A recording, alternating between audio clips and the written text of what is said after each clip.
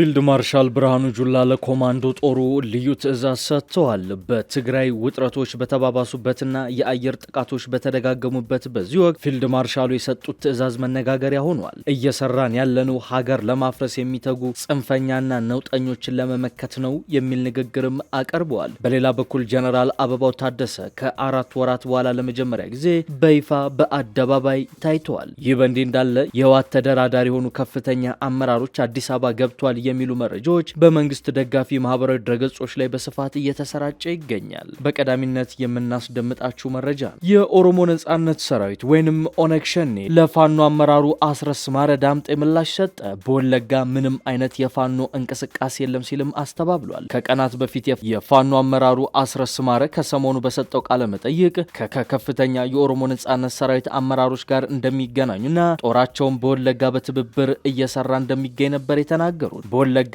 የፋኖ አማጺዎች የሚያደርጉት እንቅስቃሴም አሁንም መነጋገሪያ እንደሆነ ነው በዝርዝር የምታዳምጡት ሌላኛው ዘገባችን ነው። የኢትዮጵያ ይፋዊ አበዳሪዎች መንግስት የ$1 ቢሊዮን የዩሮ ቦንድ ዕዳውን በተመለከተ ከግል ቦንድ ያዢዎች ጋር ያደረገውን አዲስ ስምምነት ማጽደቃቸው ታወቀ። ነገር ግን ይህ ውሳኔ በአገሪቱ የዕዳ ድርድር ላይ የነበረውን ትልቅ እንቅፋት የፈታ ቢሆንም በስምምነት ውስጥ የተካተተው አዲስ የፋይናንስ መሳሪያ ግን ለባለሀብቶች የተሻለ ተጠቃሚነትን ሊሰጥ ይችላል ሲሉ አበዳሪዎች እያስጠነቀቁ ይገኛሉ። ተሰሙታላችሁ።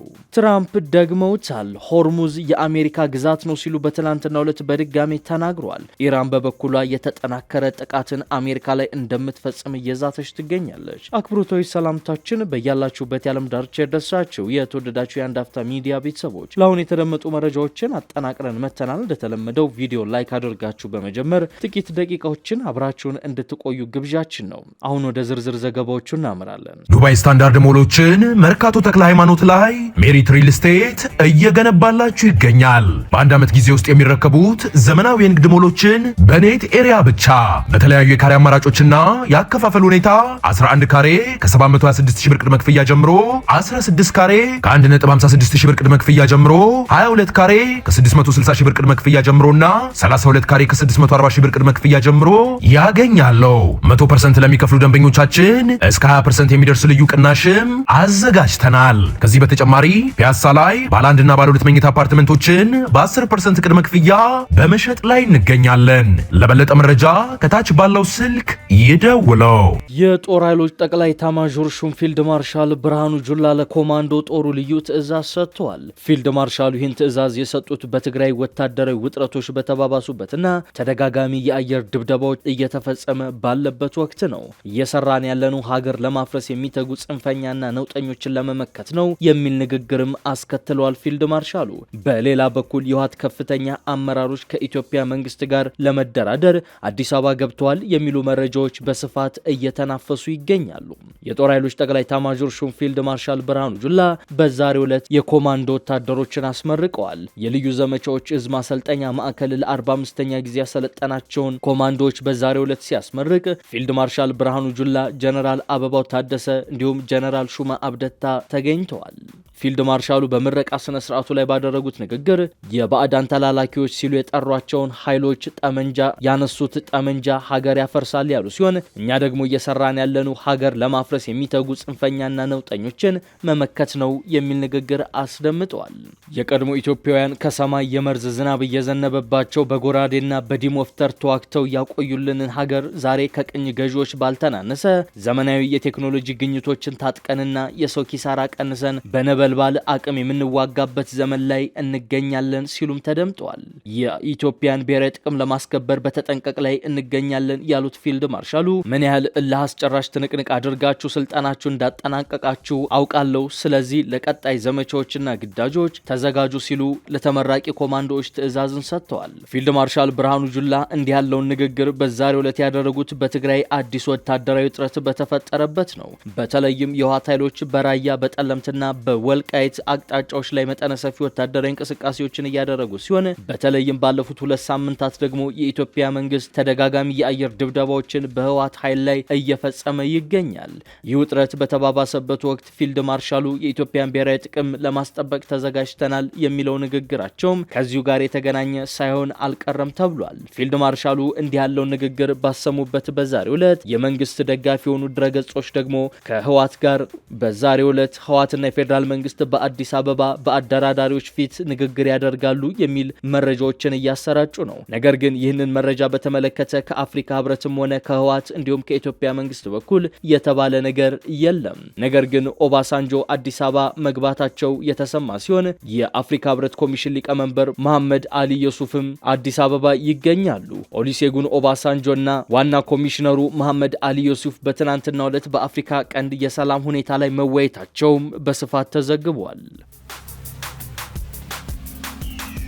የፋኖ አመራሩ አቶ አስረስ ማረ ከኦሮሞ ነጻነት ሰራዊት ወይንም ኦነግ ሸኔ ከሚባለው ኃይል ጋር እየሰራ ነው ማለቱን ተከትሎ የኦሮሞ ነጻነት ሰራዊት ከፍተኛ አመራር ምላሽ ሰጥተዋል። በኦሮሚያ የምናውቀው የፋኖ ኃይልም ሆነ አደረጃጀት የለምም ብሏል። ከሰሞኑ በኦሮሚያ ክልል ምስራቅ ወለጋ ጊዳ አያና ወረዳ የተቀሰቀሰው አዲስ ግጭት በፋኖና መንግስት ወይንም በኦሮሞና በአማራ መካከል በሚሉ በሁለት የተለመዱ ምድቦች ብቻ መግለጽ አዳጋች ሆኗል። ባለፈው ሳምንት የተባባሰው ይህ ግጭት በኦሮሞና በአማራ ህዝቦች መካከል የቆዩ ቅሬታዎች፣ የግዛት ይገባኛል ጥያቄዎች እንዲሁም ከኦሮሞ ነጻነት ሰራዊት ጋር የተያዘው ያልተቋጨ አመጽ ባለበት አውድ ውስጥ የተከሰተ ነው። ግጭቱ የፋኖ አማጺዎች፣ የፌዴራል ወታደሮች፣ የኦሮሚያ ክልል የጸጥታ መዋቅሮችና የአካባቢው ሚሊሻዎች የሚሳተፉበት የተወሳሰበ የጦር ሜዳ መሆኑን አጋልጧል። በእነዚህ ታጣቂዎች ምክንያት ለረጅም ጊዜ ተጽዕኖ ውስጥ ለሚገኙ ሰላማዊ ሰዎች ግን ማን ከማን ጋር እየተዋጋ እንደሆነ ማውቁ ትርጉም አልባ የሆነ ባቸው መጥቷል ይላል የአዲስ ስታንዳርድ ዘገባ። ግጭቱ ከተካሄደበት አካባቢ ለአዲስ ስታንዳርድ ከተላኩት መልእክቶች አንዱ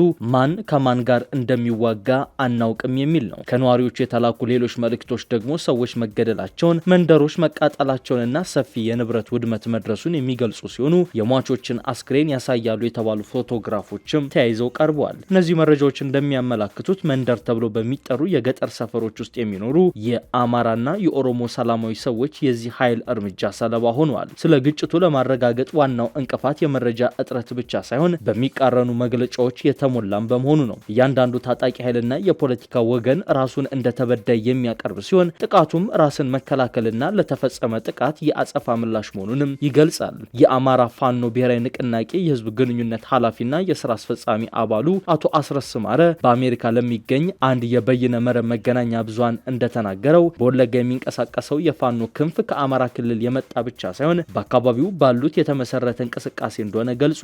አክሎም አመራሮቹ በወለጋ ምድር ተወልደው ያደጉ እንደሆኑና ታጣቂዎቹም የዚያው አካባቢ ተወላጆች መሆናቸውን ገልጿል። አስረስ አክሎም በወለጋ ያለው የፋኖ አመራር ከህዝቡ ጋር አስደናቂ የሆነ ውህደት እንዳለውና ከአካባቢው የኦሮሞ ነዋሪዎችም ድጋፍ እንዳለው ገልጿል። ከሁሉም በላይ ግን በፋኖና በኦነግ ሸኔ መካከል ያለው ትብብር በጋራ በመስራት መረጃ በመለዋወጥ ሎጂስቲክ በመዋስ እርስ በርስ በመመራራትና በሌሎችም ቅንጅቶች የቀጠለ መሆኑን ገልጾ በሁለቱ ኃይሎች በኩል በሰላማዊ ሰዎች ላይ የሚደርሰው ጉዳት በአካባቢው ወደ ዜሮ የተጠጋ ነው ሲል ገልጾ ነበር። ወለጋ ላይ የሚደረገው እንቅስቃሴ እንደሚታወቀው እዛ አካባቢ ያለው የአማራ ፋኖ በወለጋ ምድር ተወልደው ባደጉ የፋኖ አመራሮች ነው። የሰራዊት አባላት እዛው ምድር የተወለዱ ናቸው። ባለፉት 7-8 ዓመታት ከፍተኛ ግፍና ሰቆቃ ከተፈጸመባቸው ቦታዎች መካከል ወለጋ በቀዳሚነት የሚጠቀስ ነው ያለ ሲሆን ከዚህ ባሻገርም በዛ አካባቢ የሚንቀሳቀስ የኦሮሞ ነጻነት ሰራዊት ኮማንድ ጋርም የኮምቢኔሽን በጋራ አብሮ መስራት፣ መረጃ መለወጥ፣ ሎጂስቲክ መዋስና መመራራት አለ ሲል ተናግሯል። ነገር ግን በኦነግ ሸኔና በፌዴራል መንግስት መካከል በተደረገ ድርድር ላይ የተሳተፉ አንድ ከፍተኛ የኦነግ ሸኔ ኃላፊ ለአዲስ ስታንዳርድ በሰጡት ቃለ መጠይቅ ንቅናቄው በወለጋ ስላለው ኃይል የሰጠውን ገለጻ ውድቅ አድርገዋል። ኃላፊው ሲናገሩ ይህ አስቂኝ ነው፣ ቢዛሞም ተባለ አይሻ በወለጋ ምንም አይነት ፋኖ የለም፣ ያሉት በመንግስት የሚደገፉ ጥቂት ቡድኖች ናቸው ሲሉ ወቅሰዋል። በነሐሴ 2017 የኦነግ ሸኔ ቡድን በወጣው መግለጫ የፌዴራል መንግስት ቡድኑን በማደራጀት በማስታጠቅና በማስጠበቅ በማህበረሰቦች መካከል ግጭት እንዲቀሰቀስና እንዲቀጥል እያደረገ ነው ሲል ከሷል። ነገር ግን አስረስ እዛ አካባቢ ያለው ፋኖ የኛ ነው ሲል አስተባብሏል። የኢትዮጵያ ይፋዊ አበዳሪዎች መንግስት የ1 ቢሊዮን ዶላር የዩሮ ቦንድ ዕዳውን በተመለከተ ከግል ቦንድ ገዢዎች ጋር ያደረገውን አዲስ ስምምነት አጸደቁ። ይህ ውሳኔ በአገሪቱ የዕዳ ድርድር ላይ የነበረውን ትልቅ እንቅፋት የፈታ ቢሆንም በስምምነት ውስጥ የተካተተው አዲስ የፋይናንስ መሳሪያ ግን ለባለ ሀብቶች የተሻለ ተጠቃሚነትን ሊሰጥ ይችላል ሲሉ አበዳሪዎቹ አስጠንቅቀዋል። በቻይናና ፈረንሳይ በጋራ የሚመራው ይፋዊ የአበዳሪዎች ኮሚቴ እንዳስታወቀው ኢትዮጵያና የቦንድ ያዢዎች ባለፈው ሰኔ ወር ላይ የደረሱበት ስምምነት ተመጣጣኝ አያያዝ የተሰኘውን የዕዳ ሽግሽግ መርህ በጠበቀ መልኩ የተዘጋጀ ነው። ይህም ኢትዮጵያ በታህሳስ 2023 ብቸኛ በሆነው ዓለም አቀፍ ቦንድ ላይ የነበረባትን የወለድ ክፍያ መፈጸም ባለመቻሏ የገባችበትን የዕዳ ክፍያ መጓደል ችግር ለመፍታት ያስችላታል። ይህ ስምምነት መጽደቁ ታዲያ ባለፈው ጥር ወር ላይ ኮሚቴው የግል ባለሀብቶች ያቀረቡት የዕዳ ማቅለያ ከሁለትዮሽ አበዳሪዎች ጋር ሲነጻጸር ተመጣጣኝ አይደለም በሚል ስምምነቱን ውድቅ አድርጎት ከነበረው ውሳኔ ትልቅ ለውጥ የታየበት ነው። በሰኔ ወር የተደረሰውን የተሻሻለ ስምምነት ስንመለከት የ1 ቢሊዮን ዶላር ቦንድ የነበራቸው አበዳሪዎች ያሏቸውን ሰነዶች በአዲስ የ880 ሚሊዮን ዶላር ቦንድ የሚቀይሩ ይሆናል። ይህ ማለት በዋናው ዕዳ ላይ የ12 በመቶ ቅነሳ ይደረጋል እንደማለት። በተጨማሪም አዲሱ ሰነድ ዓመታዊ የ6.1 በመቶ ወለድ የሚያስገኝ ሲሆን የመክፈያ ጊዜውም እስከ ሐምሌ 2029 የተራዘመ ነው። ከዚህም ጋር ተያይዞ ኢትዮጵያ በወቅቱ ያልከፈለቻቸውን የወለድ ክፍያዎችና የስምምነት ማጽደቂያ ክፍያን ጨምሮ 99.4 ሚሊዮን ዶላር የምትከፍል ይሆናል። ምንም እንኳን ስምምነቱ ቢጸድቅም አበዳሪዎች ኮሚቴው አዲስ በገባው የኒው መኒ ዋራንት የፋይናንስ መሳሪያ ላይ ጥብቅ ክትትል እንደሚያደርግ ገልጿል። ይህ መሳሪያ በድርድሩ ላይ ተፈጥሮ የነበረውን አለመግባባት ለመፍታት የገባ ሲሆን ነባር የቦንድ ባለቤቶች ወደፊት ኢትዮጵያ ከምታወጣው ሉዓላዊ ቦንድ እስከ 1 ቢሊዮን ዶላር የሚደርስ ድርሻ በገበያ ዋጋ እንዲገዙ መብት የሚሰጥ ነው። በአማራጭነትም ኢትዮጵያ ይህንን መብት እስከ 90 ሚሊዮን ዶላር በሚደርስ የጥሬ ገንዘብ ክፍያ ልትገዛው ትችላለች። ኮሚቴው እንዳስጠነቀቀው ይህ የፋይናንስ መሳሪያ ለግል ቦንድ ያዢዎች ከሁለትዮሽ አበዳሪ ሀገራት የበለጠ ጥቅም የሚያስገኝ ከሆነ አሰራሩ ችግር ሊፈጥር ይችላል። መሳሪያው ከመጠን ያለፈ ጥቅም የሚያስገኝ ሆኖ ከተገኘ የተመጣጣኝ አያያዝ መርህ ሊጥስ ስለሚችል በይፋዊ አበዳሪዎች ላይ የሚደረገውን አያያዝ ዳግም ማስተካከል ሊያስፈልግ እንደሚችል ነው ያሳሰበው። ይሁን እንጂ ይህ አሰራር በድርድሩ ላይ የነበረውን ማነቆ ለመፍታት የረዳ መሆኑን ያመነው ኮሚቴው የኢትዮጵያ ጉዳይ ለወደፊት የሉዓላዊ ዕዳ ሽግሽጎች እንደ መነሻ ቅድመ ሁኔታ መወሰድ የለበትም ሲል አስገንዝቧል። ይህ እርምጃ ኢትዮጵያ በጂ20 የጋራ ማዕቀፍ ስር እያካሄደች ያለውን የረጅም ጊዜ የዕዳ ሽግሽግ ለማጠናቀቅ ትልቅ ምርታ ነው። ኢትዮጵያ ወደዚህ ማዕቀፍ የገባችው በ2021 ሲሆን እስካሁንም በዚህ ሂደት ውስጥ እያለፈች ያለች ብቸኛ ሀገር ነች። ስምምነቱ ሙሉ በሙሉ ተግባራዊ ከመሆኑ በፊት አሁንም በቦንድ ያዢዎች በኩል የመጨረሻ ማጽደቂያ ማግኘት ይኖርበታል። ስምምነቱ በተሳካ ሁኔታ ከተጠናቀቀ ግን ኢትዮጵያ በውጭ ዕዳ ጫናዋ ላይ ያንዣበበውን ትልቅ ችግር ቀርፋ ከዓለም አቀፍ የካፒታል ገበያዎች ጋር ያላትን ግንኙነት ዳግም መገንባት ትጀምራለች ተብሏል። በመጨረሻም ዶናልድ ትራምፕ በድጋሚ ሆርሙዝ የአሜሪካ ግዛት ነው ሲሉ ገለጹ። ፕሬዚዳንት ትራምፕ ከኢራን ጋር በሚደረገው ጦርነት የፍጥጫ ማዕከል የሆነው የሆርሙዝ ወሽመጥ የአሜሪካ ግዛት ነው ሲሉ በድጋሚ መናገራቸው የሁለቱን ሀገራት ውጥረት አባብሶታል። አርብ ዕለት በደቡብ ካሮላይና ግዛት በተካሄደ የምርጫ ቅስቀሳ ዘመቻ ላይ የተገኙት ፕሬዚዳንቱ በአሁኑ ሰዓት የሆርሙዝ ወሽመጥን እንደ የአሜሪካ ግዛት ነው የምመለከተው፣ የአሜሪካ ግዛት ነው ሲሉ ለተሰብሳቢው ደጋፊ ተናግሯል። ከዓለም የነዳጅ ምርት ውስጥ 20 በመቶ ገደማው የሚተላለፍ ይህ የሆርሙዝ ወሽመጥ በኢራንና ኦማን መካከል የሚገኝ ወሳኝ የባህር መስመር ነው። የካቲት ላይ በአሜሪካና እስራኤል ጥቃት የተከፈተባት ኢራን ከወሰደቻቸው የአጸፋ እርምጃዎች መካከል አንዱ ይህንን ወሳኝ የባህር በር መዝጋት። በዚህም የተነሳ በዓለም የኤነርጂ ገበያ ላይ መስተጓጎል የተፈጠረ ሲሆን የነዳጅ ዋጋም ከፍተኛ ጭማሪ ታይቶበታል። ትራምፕ በትናንቱ ንግግራቸው ከኢራን እስላማዊ ሪፐብሊክ ጋር እንደጨረስን የነዳጅ ዋጋ ከቅርብ ጊዜ ወዲህ ከነበረበት ጭምር ዝቅተኛ ይሆናል ብሏል። በተጨማሪም ትራምፕ ሀገራቸው ኢራን የኒውክሌር መሳሪያ እንዳይኖራት ማድረጓን ገልጸዋል። ኢራን የኒውክሌር መሳሪያ እንዲኖራት ልንፈቅድ አንችልም፣ መሳሪያውን ከጣጠቀች ግን በጣም መጥፎ ነገር ታያላችሁ፣ ስለዚህ ሄደን አስቆመናቸዋል ሲሉ ተደምጠዋል።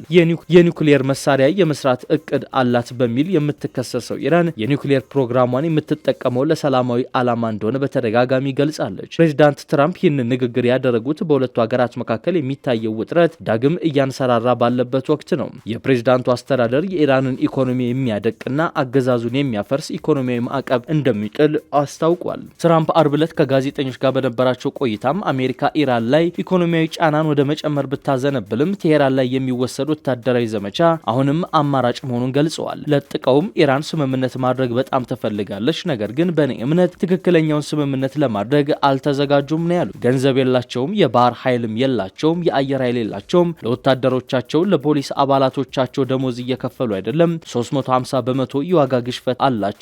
ስለዚህ ምን እንደሚከሰት የምናይ ይሆናል ሲሉ በፕሬዝዳንታዊ አውሮፕላናቸው ከመሳፈራቸው በፊት ተናግረዋል። ኢራን በበኩሏ በአሜሪካ ለሚከፈትባት ማንኛውም እርምጃ የምትሰጠው ምላሽ እጅጉን አውዳሚ እንደሆነ እያስጠነቀቀች ትገኛለች። የተወደዳችሁ የአንድ አፍታ ሚዲያ ቤተሰቦች ለአሁን የያዝናቸው መረጃዎች እነዚህን መስሉ ነበር። አብራችሁን ስለቆያችሁ እጅግ አድርገን እናመሰግናለን። መልካም ቀን።